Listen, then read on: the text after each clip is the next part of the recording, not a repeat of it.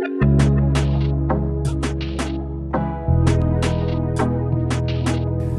me importan tus hernias de discos.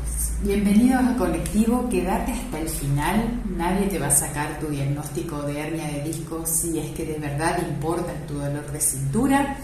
Quédate hasta el final, estoy explorando sin micrófono, así que creo que el caso clínico es tan atractivo que vale la pena que te quedes y me banques tal vez un sonido no del todo adecuado. No me importan tus hernias de disco. Vamos a evidenciar esto, no me vas a tener que creerlo, vamos a comprobar de manera simple varias cosas y además te traigo el testimonio de un paciente que fue muy conocido, como el caso del tractor, fue muy conocido entre colegas este caso y acá en Colón, Entre Ríos, Argentina, desde donde te estoy hablando. No me importan tus hernias de disco si son protrusión, si son posterolaterales, un poquito a la derecha, un poquito a la izquierda, a la protrusión en sus inicios. Si tenés una mancha de humedad en la pared, ahora, imagina, en tu techo, ahora, mira tu techo, una mancha de humedad en la pared y 4 pisos más arriba, vos te ponés a medir la mancha de humedad a ver si mide 1 centímetro a la derecha o a la izquierda, o te pones a buscar el caño roto. ¿Sí?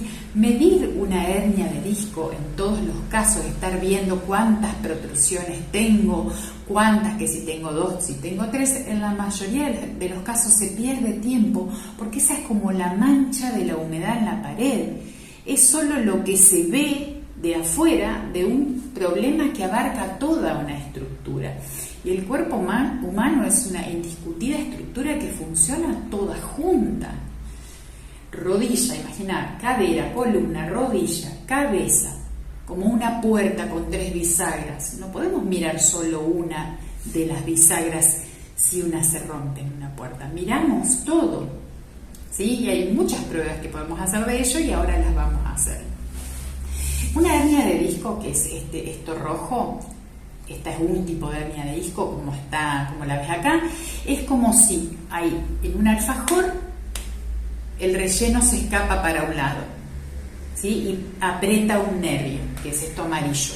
Entre 2 vértebras, las vértebras son las tapas del alfajor, el disco es el relleno del alfajor.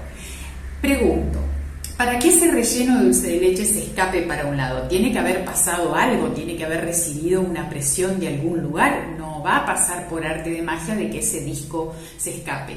Quiere decir que recibió de otras partes del cuerpo una presión, ¿sí? Algo que hizo o un tironeamiento. Y acá viene el tejido conectivo que nos convoca, ¿sí? De que tracciona desde lejos, tejido conectivo, aponeurosis o fascias, tracciona desde lejos a distancia, lejos o cerca de esas vértebras para que empiecen a funcionar mal y se escape el relleno, ¿sí? ¿De qué partes puede estar traccionado estas vértebras? ¿De qué partes las pueden desalinear? Hay muchísimas, traje algunas, son infinitas. Los colegas formados en conectivo y que brindan consulta de conectivo en distintos puntos del país ya lo saben, son infinitas las razones, pero traje algunas que por ahí pueden ser más asiduas o están más descritas en libros. Por ejemplo, el diafragma, ¿sí? Este músculo que tenemos que sirve para respirar. Si tuviste un proceso pulmonar como una neumonía y quedaron adherencias, eso mismo va a generar tracción de este conjunto vertebral, ¿sí? Y hacer que por exceso de funcionamiento o por desalineación aparezcan, se lateralice o se piante para afuera, como me gusta a mí que hablemos simple, el disco, ¿sí? Se vaya para un lado. ¿Qué otra razón puede haber?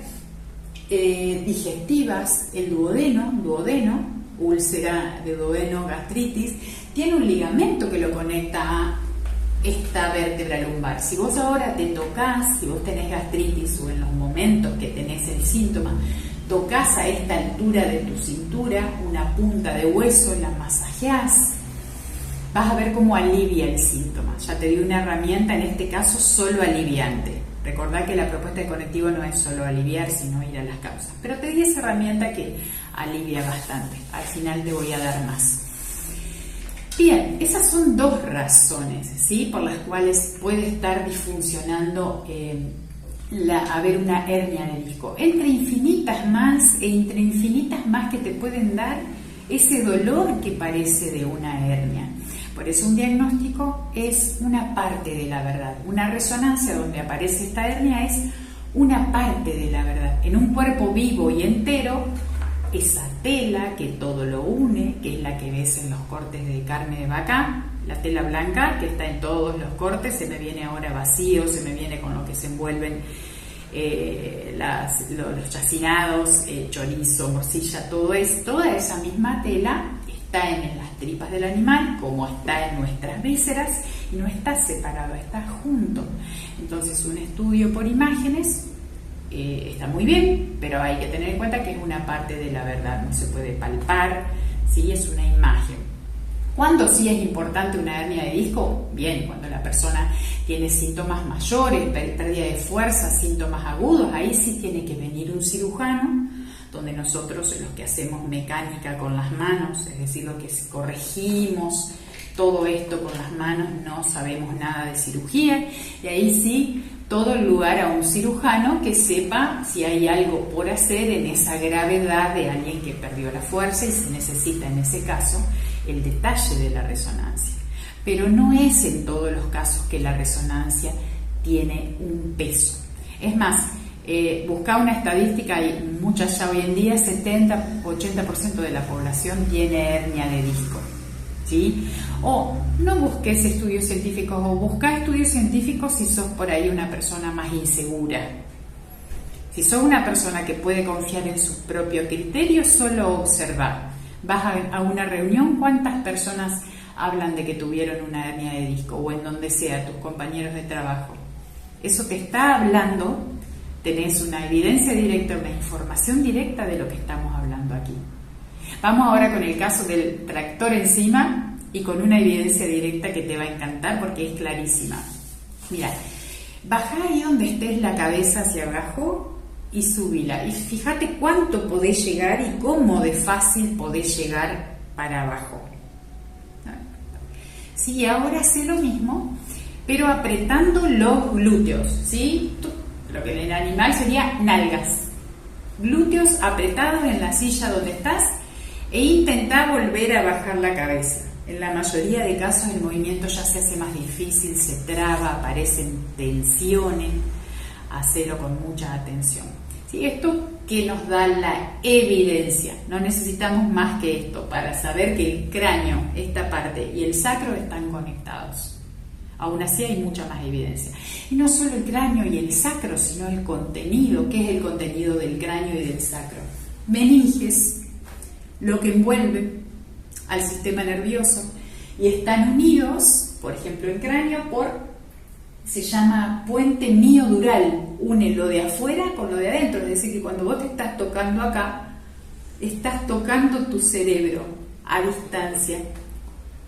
En el caso de Carlos no podía caminar más de media cuadra, se le aflojaban las piernas, vas a ver su testimonio al final, se le aflojaban las piernas, y se estuvieron haciendo muchísimas cosas, desde kinesiología, tenía hernias, desde kinesiología, cirugía, todo enfocado en esta zona. Nadie estaba evaluando, buscando el caño roto.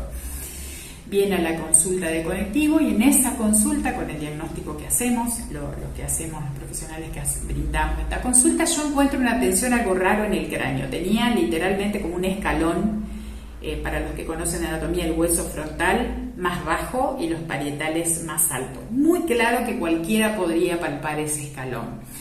No importa, colega, qué nombre tiene esa disfunción, acá en Conectivo lo tratamos mucho más fácil, ¿sí? No importa si tiene un nombre, además podemos encontrar una disfunción en la articulación, pero también en el mismo hueso, intraósea, o sea que el nombre no nos importa demasiado, nos importa que sepas palpar, que afines cada vez más la palpación, ¿sí?